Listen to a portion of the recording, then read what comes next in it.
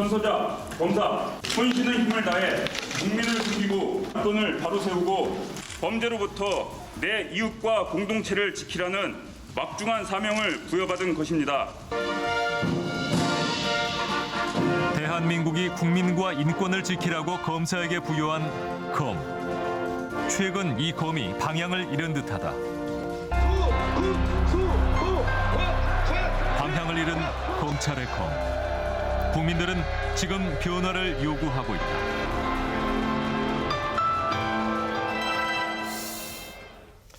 네, 오늘은 이 검찰개혁과 관련해서 더불어민주당 표창원 의원과 함께 아침 뉴스룸 진행해 보도록 하겠습니다. 안녕하십니까? 어서 오세요. 예, 의원님 그냥 단도직입적으로 여쭤보겠습니다. 네. 검찰개혁은 왜 필요합니까? 국민들께서 억울함이 덜 할 수 있도록 예. 수사를 좀 더 공정하게 만들기 위해서 필요한 것인데요. 물론 대한민국 검찰, 검사는 가장 훌륭한 분들이고 똑똑한 분들입니다. 가장 네. 많은 교육을 받으셨고요.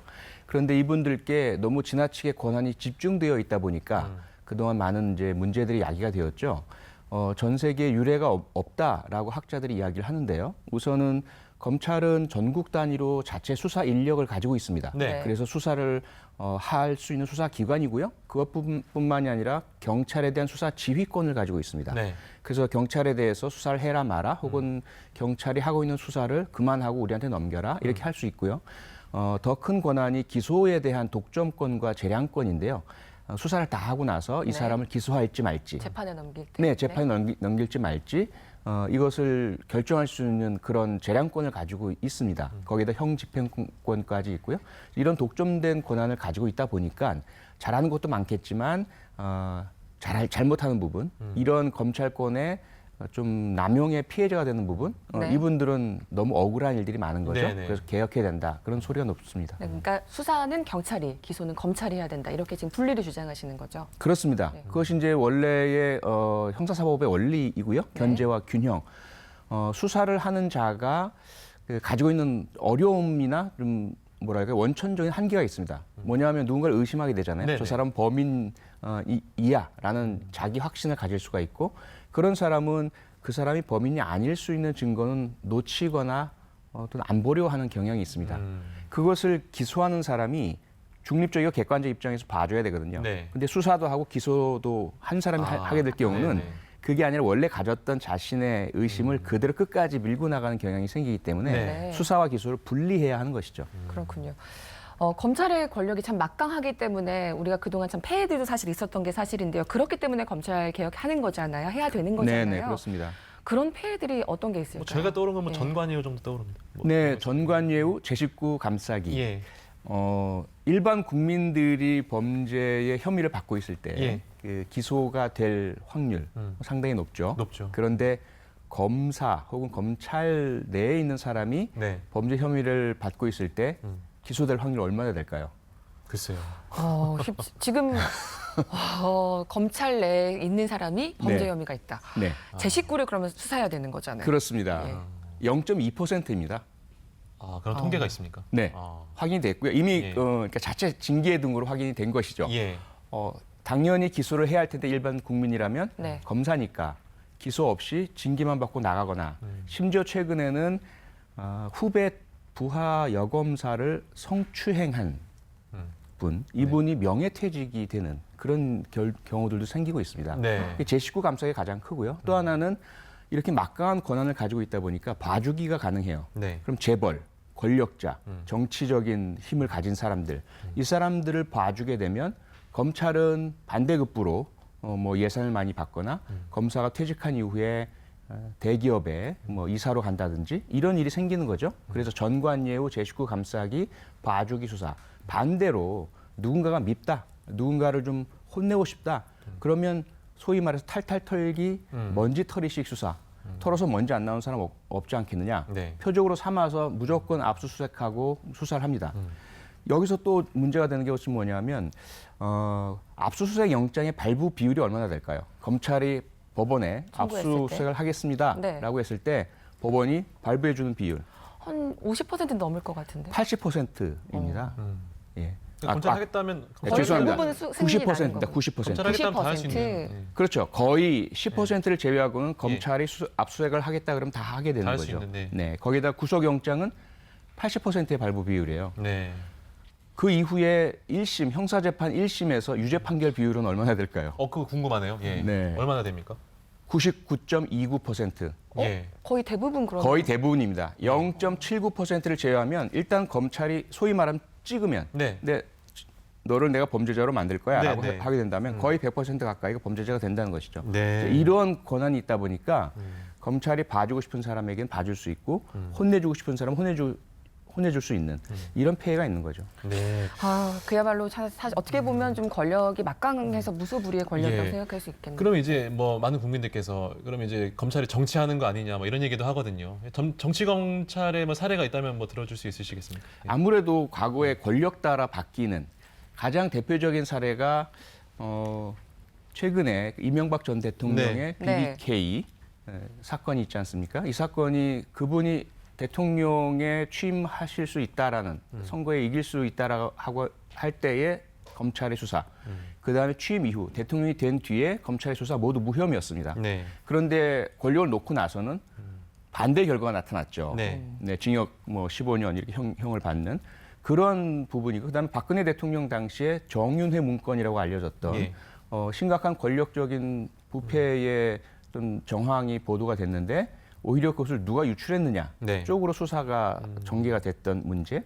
언제나 이렇게 권력과 가깝고 권력에게 소위 말해 충성하는 검찰의 모습이 비춰진 반면에 소위 말해 죽은 권력, 그 다음에 권력을 놓은 사람에겐 너무 가혹했죠. 가혹하게, 예. 그래서 뭐 목숨을 잃는 사례도 나타나고요. 그래서 정치검찰이라는 오명을 받게 되었습니다. 그렇군요. 네, 오늘 저희가 좀 검찰 개혁에 대해서 왜 검찰 개혁이 필요한지 좀 원론적인 얘기, 근본적인 얘기 찬찬히 짚어보고 있는데요. 그럼 어떻게 해서 이런 권한을 갖게 됐는지 영상으로 준비했습니다. 확인해 보시죠. 한국 검찰의 역사는 일제 강점기로부터 출발한다. 당시 일본은 본국과 달리 조선의 검찰과 경찰에게 판사의 승인 없이 구속, 체포, 압수, 수색할 수 있는 특권을 주었다. 해방이 되자 이런 검찰을 바꿀 기회가 찾아온다. 미군이 영미식으로 수사권과 기소권을 분리하는 정책을 추진한 것이다. 그러나 미 군정이 끝나자 이 정책은 힘을 잃기 시작한다. 일제 강점기 부역의 상징인 순사로 대표되던 경찰에 수사의 전권을 맡기기엔 시기상조라는 주장이 받아들여졌다. 동대원 밖으로 밀려가 고려대학교에서 1961년 당시 박정희 국가재건 최고회의 의장은 남북대치 상황을 내세워 군의 주도를 천명한다. 1962년 국가재건 최고회의의 주도로 헌법을 개정한다. 당시 군부에 영향력 아래 있던 검찰에 독점적 영장 청구권이 부여되었다. 그리고 방송국에도 5공화국이 들어서자 검찰의 권한은 확장 일로를 걷는다. 81년 검찰은 대검찰청 산하에 중앙수사부를 신설하게 된다. 수사권 극대화라는 수건 사업을 이루게 된 것이다. 최루탄으로 시위를 억누를 수 있다는 정권의 오만. 87년 이후 민주화 운동이 거세지자 군이나 정보기관이 전면에 나서기가 점차 어려워진다. 이때부터 합법적 권한을 가진 검찰이 주도적으로 공안 사건의 전면에 나서게 된다. 본격적인 검찰개혁의 논의는 노무현 정부 때 시작됐다. 그러자 한 번도 대통령에 대해서 조직적 저항이 없었던 검찰이 강력 반발하기 시작한다. 정치권의 영향력이 수없이 저희 검찰에 들어왔다는 사실 때문입니다. 이쯤 가면 막 하자는 거죠. 난 그렇게 이 검찰 조직의 상층부를 믿지 않습니다. 네, 검찰이 어떻게 보면 힘을 얻게 된 그 역사에 대해서 좀 살펴보고 왔는데요.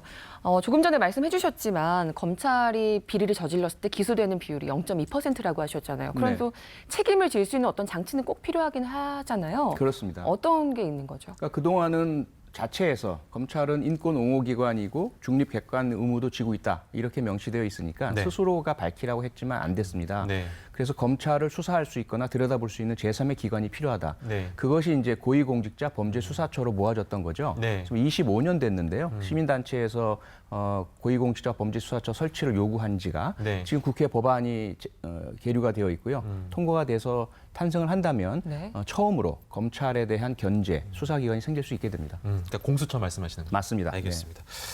또 검찰의 이 특권으로 직급 문제도 좀 거론이 되고 있다고 합니다. 어떤 내용인지 영상으로 만나보시겠습니다. 검사는 임용 때부터 3급 대우를 받는다. 일선 세무서장, 소방서장도 4급에 불과하니 엄청난 특혜다. 일반 공무원은 3급이 그 기관의 장이거나 어떤 데는 장보다도 높습니다. 경찰서장 4급입니다. 세무서장, 소방서장 4급입니다. 검찰이 모든 정부 부처에 의해는 옥상 5기자 상왕입니다.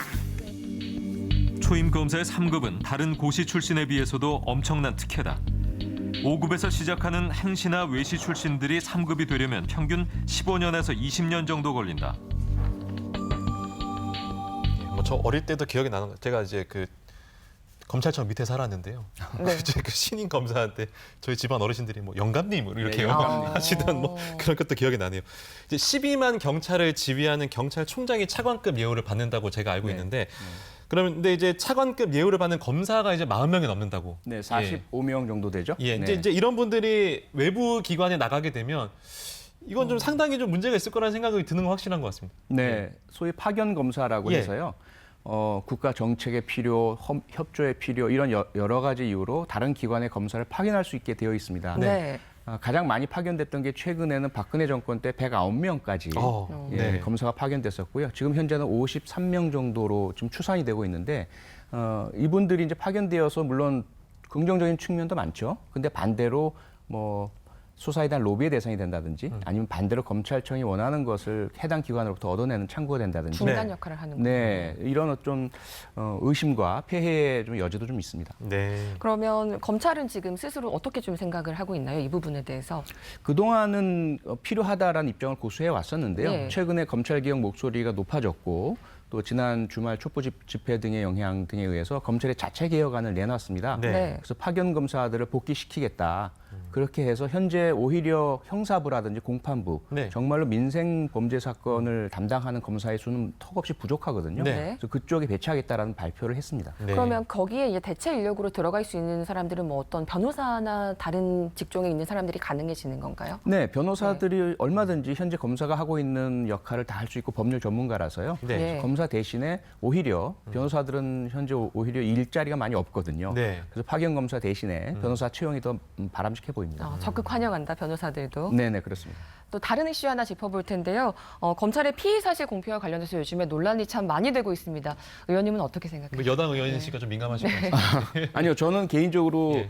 공인, 소위 말해 국회의원, 고위공직자들의 범죄 혐의는 국민의 알 권리를 위해서 예. 알려져야 된다고 생각을 합니다. 예. 기본적으로는요. 예. 그런데 문제는 우리 헌법에 무죄 추정의 원칙이 있잖아요. 네. 그리고 법관으로부터 재판받을 권리가 있습니다.